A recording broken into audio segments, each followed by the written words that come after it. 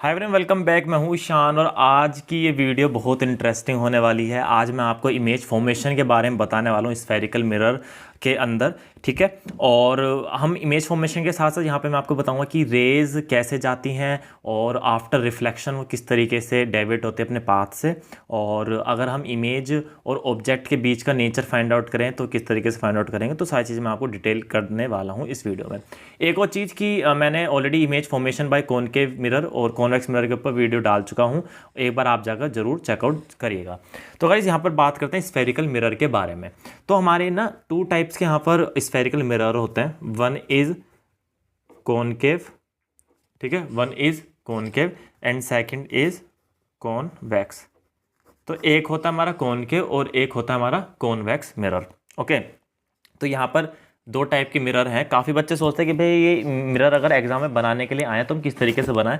तो यार आप ना एक बैंगल रख लेना ऐसे इस तरीके से, और यहाँ पे आप इस तरीके से मिरर बना लेना। ठीक है, ये आपका मिरर हो जाएगा इस तरीके से। यहाँ पे आप मिरर बना सकते हो। तो बहुत ईजी तरीके से यहाँ पे आप मिरर फॉर्म कर सकते हो बैंगल की हेल्प से। मैंने ये दोनों मिरर ऐसे ही बनाए हैं।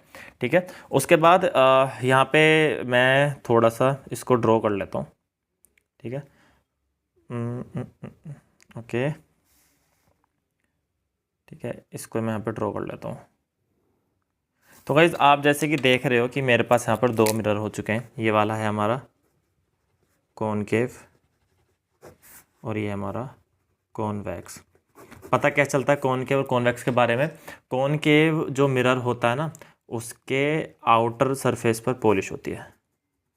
ठीक है, उसके आउटर सरफेस पर क्या होती है? पॉलिश। और कॉन्वेक्स के पे इनर सरफेस पे पॉलिश होती है। ठीक है, इसको मैं थोड़ा सा इधर भी कर लेता हूँ यहाँ पर। ठीक है, इधर एक्सटेंड कर लेता हूँ इसे मैं।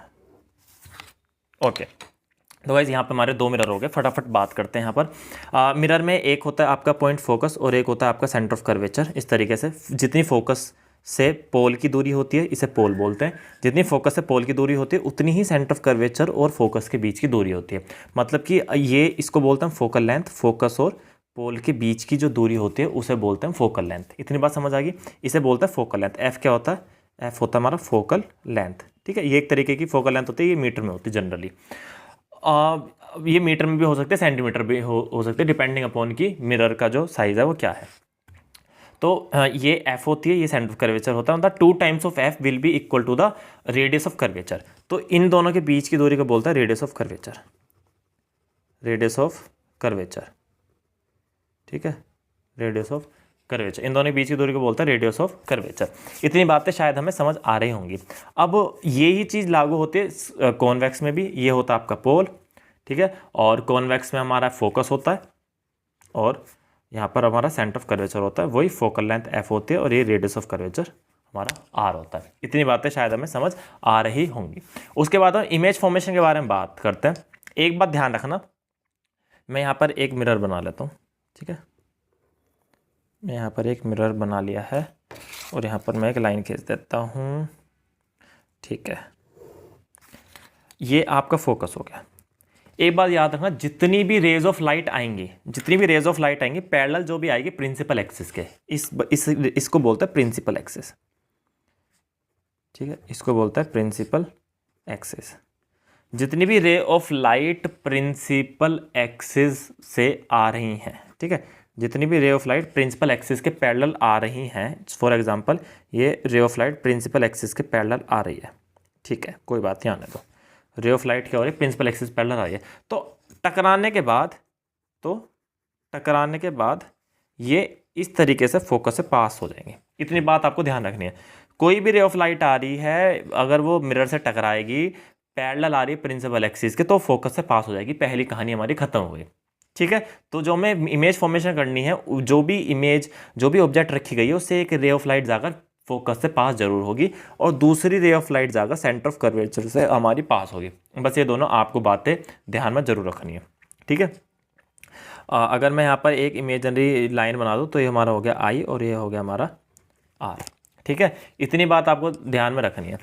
कभी कभी क्या होता है कि एक रे ऑफ लाइट आ रही है और वो फोकस से पास हो रही है। मैं यहीं पर ही बना देता हूँ। ठीक है, एक रे ऑफ लाइट आ रही है, वो फोकस से पास हो रही है। सपोज दैट कि ये रे ऑफ लाइट आ रही है।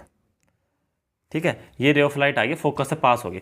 अगर ये फोकस से पास हो रही है तो ये इस तरीके से सीधी निकल जाएगी। वैसे आप ध्यान रखना, अगर ये फोकस से पास हो रही है रे ऑफ लाइट और तो ये सीधी ऐसे पैरेलल निकल जाएगी। ठीक है, ये बात आप ध्यान रखना। नेक्स्ट पॉइंट मैं आपको एक चीज़ बताने वाला हूँ इस मिरर के बारे में, कॉन्वेक्स के बारे में। ठीक है, फिर हम रियल और इन्वर्टेड के बारे में थोड़ी सी चीज़ें डिटेल करेंगे, फिर हम रियल और इन्वर्टेड थोड़ा सा पढ़ लेंगे। ओके, इतनी बातें समझ आई। ये यहाँ पर भी अगर कोई रे ऑफ लाइट आ रही है, अगर कोई यहाँ पर रे ऑफ लाइट आ रही है तो यहाँ से टकराएगी, पर ये कौन सा मिरर होता है, ये होता है आपका डाइवर्जिंग मिरर। तो ये लाइट को डाइवर्ज कर देगा, पर डाइवर्ज करने के बाद ये इस तरफ फोकस पे लाइट आएगी। ठीक है, ये कोई इमेजिनरी लाइन आएगी जो कि फोकस से पास हो जाएगी। ठीक है, पर ये कन्वर्जिंग हो गया, ये है कन्वर्जिंग। ठीक है, ये है डाइवर्जिंग। क्या इतनी बातें समझ आई? हमारे दो मिरर होते हैं, एक कन्वर्जिंग होता है, एक डाइवर्जिंग मिरर होता है। ठीक है, तो शायद इतनी बात आपको समझ आ रही है। बात कर लेते हैं कि भाई वर्चुअल और रियल के बीच में क्या फ़र्क है। देखो, जितनी भी ये हमारा कौन सा मिरर है, कॉनकेव है, ये हमारा कॉन्वेक्स है। ठीक है, ये हमारा कॉन्वेक्स है और ये हमारा कॉनकेव है। तो कॉनकेव में जितनी भी इमेज इस साइड बनती हैं वो होती हैं रियल, जितनी भी इमेज इस साइड बनती हैं वो होती है रियल, जितनी इमेज इस साइड बनती है वो होती है रियल। और इसमें जितनी यहाँ पर रियल बन गई तो यहाँ वर्चुअल हो जाएगी। पहले हम इसी का ही केस की बात कर लेते हैं, यहाँ पर हो जाएगी वर्चुअल। ठीक है, पर इधर यहाँ पर भी इधर वर्चुअल होगा और यहाँ पर इधर भी रियल होगा, बट इसमें मैक्सिमम जो इमेज है वो इस साइड ही बनती है, तो इसलिए वर्चुअल और इरेक्ट बनती है। यहाँ पे आपका रियल हो जाता है। तो इस तरफ रियल, इस तरफ वर्चुअल, इस तरफ रियल, इस तरफ वर्चुअल, दोनों ही मिरर के लिए बात सेम है। अगर कॉनकेव है तो फोकल लेंथ कितनी होगी, नेगेटिव। कॉन्वेक्स है तो फोकल लेंथ कौन सी होगी, पॉजिटिव। ठीक है, बस आपको इस चीज़ों का ध्यान रखना है। तो हम थोड़ा सा समरी कर लेते हैं। यहाँ पर इधर होगी तो वर्चुअल इमेज, इधर होगी तो रियल इमेज, इधर होगी तो रियल इमेज, इधर होगी वर्चुअल इमेज, मतलब दोनों केस में सेम है। एफ इधर पॉजिटिव होता है और कॉनकेव में एफ निगेटिव होता है। बस ये बात आपको ध्यान में जरूर रखनी है। आई थिंक हमने सारी चीज़ें कवर कर ली। अगर आपको इमेज फॉर्मेशन के बारे में पढ़ना तो इमेज फॉर्मेशन आप हमारी इमेज फॉर्मेशन वाली वीडियोज़ देख सकते हैं। इसे मैंने आपको थोड़ा ओवरऑल बताया है कि क्या होता है, किसे पॉजिटिव किसे निगेटिव। एक चीज़ हो रहा है, यू हमेशा पॉजिटिव नहीं लेते हैं, यू हमेशा निगेटिव लेते हैं, क्योंकि यू जो होता है वो इस तरफ होता है, तो इस तरफ जितनी भी चीज़ें वो निगेटिव में आती हैं, तो यू हमेशा निगेटिव होगा। और अगर इमेज ऊपर की तरफ बन रही है तो एच आई पॉजिटिव होगा ऐसे, और इमेज अगर नीचे की तरफ बन रही है तो एच आई क्या होगा, निगेटिव होगा। ये बात आपको ध्यान रखनी। इमेज अगर ऊपर बन रही है तो एच आई पॉजिटिव, इमेज अगर नीचे बन रही है तो H I negative. U equal to क्या होगा, माइनस। हमेशा यू माइनस ही लेते हैं।